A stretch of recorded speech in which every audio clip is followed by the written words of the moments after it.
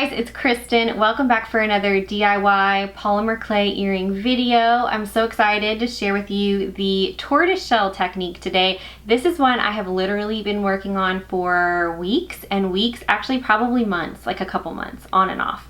I have wasted so much clay trying to figure out this technique and how to get it just right. So I hope this video is super helpful to you today. This is such a fun technique. It's actually pretty simple to do. It just took a lot of trial and error to figure it out. So I'm here today to give you all the ins and outs of it and explain everything to you.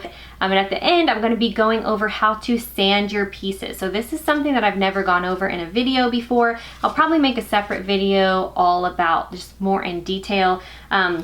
But it involves using different grits of sandpaper. I was intimidated by this for a long time, and I also thought, oh, is it really necessary? Until I came across a few different types of pieces that actually really did need the sanding and finishing, and the tortoiseshell technique is one of those. You definitely want to finish it off with these.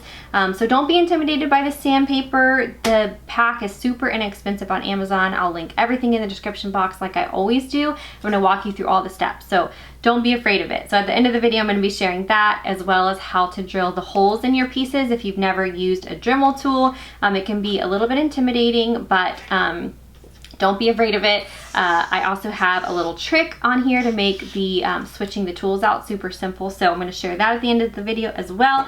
And lastly, before we jump into the tutorial, I do want to give away a block of the Amber Translucent Sculpey Primo Amber Translucent Clay. This is the clay that I'm going to be using to make the tortoise shell technique today, and it's not sponsored, nothing like that, but I just want to thank you guys for being here. Y'all are wonderful, watching my videos, liking them, commenting, all that stuff. It really means so much to me. So I do want to give away one of these blocks of clay. So if you're interested in winning a block of Amber Translucent Clay, keep watching the video and I'll share with you how to enter. All right, let's jump into the tutorial.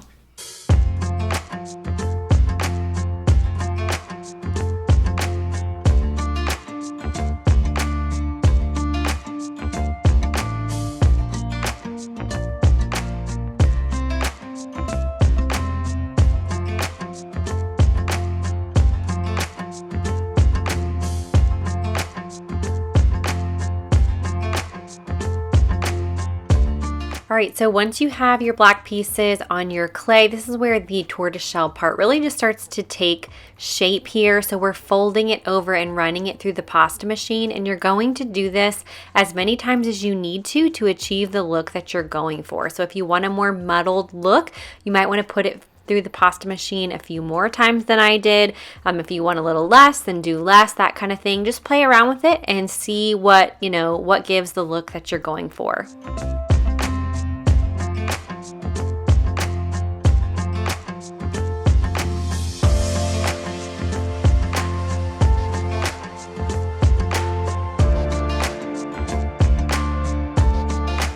Go ahead and preheat your oven to 275 degrees Fahrenheit, and we are going to bake these on a cookie sheet on like a piece of cardstock or printer paper for between 30 minutes and 1 hour.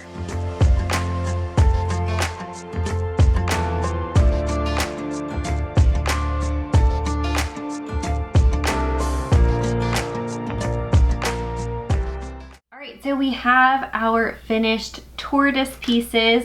I'm really pretty pleased with how they turned out.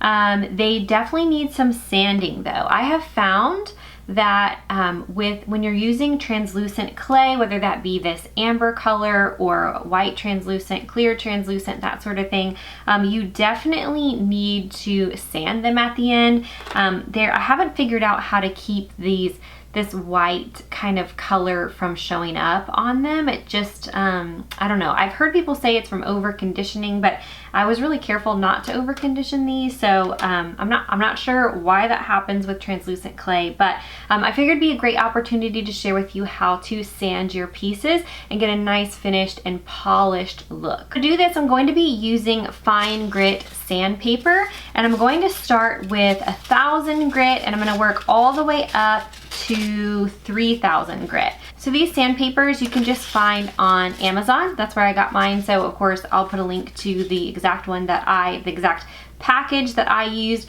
It comes with a whole bunch of them. Let me grab it. Comes with a whole bunch of sandpaper, just like a bunch in each of the grits. So, and it's very inexpensive. So I tried to find this at my local like hardware store and I couldn't find them in this fine of a grit. Amazon to the rescue always. Another way that you could do this would be with buffing or polishing cloths that look kind of like this. I got these on Amazon as well, but I'm gonna do a separate video on how to use these to get that nice polished and kind of shiny and, you know, just really nice finished look. So if you do want to see a video about this, make sure you leave me a comment down below and let me know, and I'll know that you guys want to see it, and I'll make sure to get that video up soon. But for today, I'm gonna stick with just using these simple sanding papers. Like I said, super inexpensive, easy to get your hands on. So let's get right into that. The first thing that we're going to need is a little bowl of water. So I have just a little bit of water here. The thing about the sandpaper is that it's wet or dry sandpaper. So you wanna make sure that that's the kind that you get, wet or dry. Or wet and dry, ones that can be used both ways. So as I said, we're gonna start with the 1000 grit paper. I'm just gonna dip it here in my water. And I just have like a little cloth here that I like to try to keep the water and everything under control on. And I'm just gonna start with one of my bigger pieces here. So let's get a little shot of what it looks like to begin with. And let's see if we can't make this just a little bit more polished looking.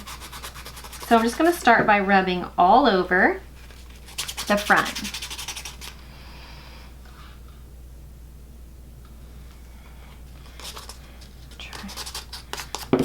You can rub the edges if you want, or you can save the edges for like a Dremel tool if you use that. But I like to just go ahead and do the edges while I'm at it. Sometimes I will place this on a nice padded cloth and rub the sandpaper that way, but I have my camera sitting on the table, so I don't think you guys would appreciate that very much if I did that. So once you feel like you've got it all covered with the 1000 grit, everything, you know, you've covered all the surface area, you can just move on to the next one. So the next one that I have is 1200. Let me get it nice and wet. Sometimes I like to just dip my actual clay piece in the water too. And I kind of just use my finger just like this and just rub, rub, rub. It kind of gets rid of any of the imperfections, and then just that thin layer kind of lets the black show a little bit more in the tortoise earrings specifically. So that's why I like this. So we're just gonna incrementally go through these. We'll go to 2000, 2500, and then 3000, just the same. And then once that's done, I'll show you how I drill the holes and we'll put them together.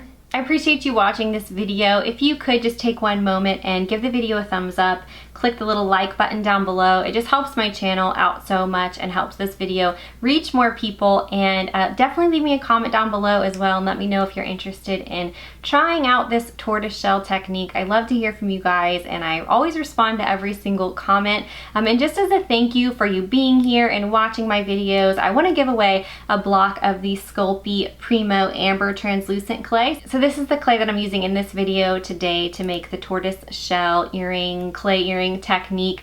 And so if you would like to win this, click the link in the description box down below, and it'll give you all the information on how to be entered to win this block of clay. Again, not sponsored, anything like that. It's just as a thank you for being here and for watching the videos. All right, so I finished this first. This is the one that I just sanded. Let's get it to focus. Hopefully you can see the polished, how polished. It's super smooth to the touch too. And this is one that I haven't done yet. Hopefully, I don't know if the light is letting you kind of see, but it still has like a, you know, it's not super rough or anything, but it's definitely not been, you can definitely tell it hasn't been sanded. So that's the difference. I'm gonna do the same thing to all of my pieces here. I've got a couple hair clips and then these pretty like circular earrings. So I'm gonna go ahead and sand all these, and then we'll come back and put them together. So now let's move on to drilling our holes. For this, I like to use the Dremel tool. If I'm going to drill after I bake, I like to use the Dremel tool. Otherwise, I will use that little silver cutter that I have. It's in an Amazon clay cutter kit. I have it always linked in the description box down below. I used to cut them before I baked them, which I had great luck with, no issues. But I did decide to go ahead and invest in a Dremel tool so I could get like, it's just a little bit of a cleaner look and cut when you cut after you've baked your clay. So I have my buffing wheel on here, which sometimes you've seen me in past videos. Sometimes I will use this to smooth up the edges or buff the pieces if I want to, if I don't feel like they need like the full-on sanding treatment. You can just use this little buffing wheel to give a little bit of a shine and just clean it up really quickly. So I do that on some of the pieces that maybe don't look, that don't need quite as much work. But like I mentioned, I felt like these needed a little extra love. So I've gotten a lot of questions about my Dremel tool. So this is what I have, and the reason why it might look different than the one that you got on Amazon is because I purchased an additional piece here, and it's called I think it's called a keyless chuck. And basically what it does is it allows you to switch between pieces really quickly and effortlessly, because usually you would have to take this piece off, like, because the buffing tool has like a pretty large metal piece on it.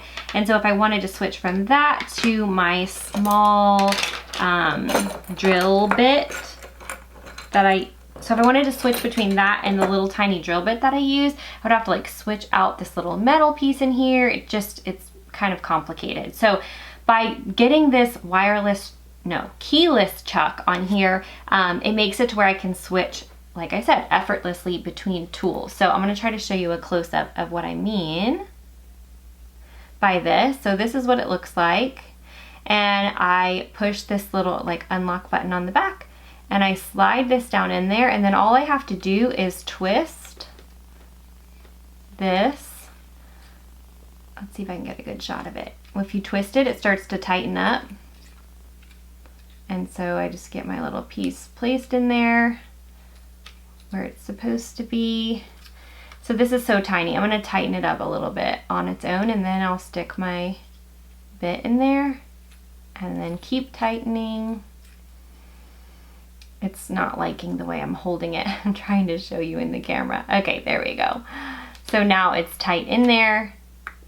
See, just like that. So I didn't have to take out the metal piece and then like find the different one that fits it.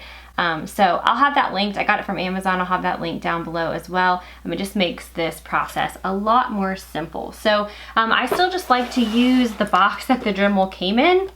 Any sort of empty cardboard box will work for this, and I just use it as a place to drill into, basically. So I'm going to take my first couple of earrings here, and this is really just self-explanatory. You will turn the Dremel on. I like to use it at about a 2 when I'm drilling through earrings, and just very carefully hold your piece and just zoop, drill straight down just like that. So here we go. Right where you want your jump ring to go in, hold everything nice and tight. And actually I should be wearing a mask, so let me grab one. Thanks to the pandemic, my mask is, or I actually have a mask. I wouldn't have had one if it weren't for that. So it's always good when you're sanding or drilling to wear a mask to protect yourself from any of the polymer clay that wants to get up into the air. You don't want to be like breathing it in and that sort of thing. So I probably should have technically also worn it while I was sanding, but it was all wet, so I didn't feel like it was really flying anything up into my face. So wear a mask though, just be extra cautious and safe. So here we go. I'm actually going to take these pieces off while I drill. Let's do the next one.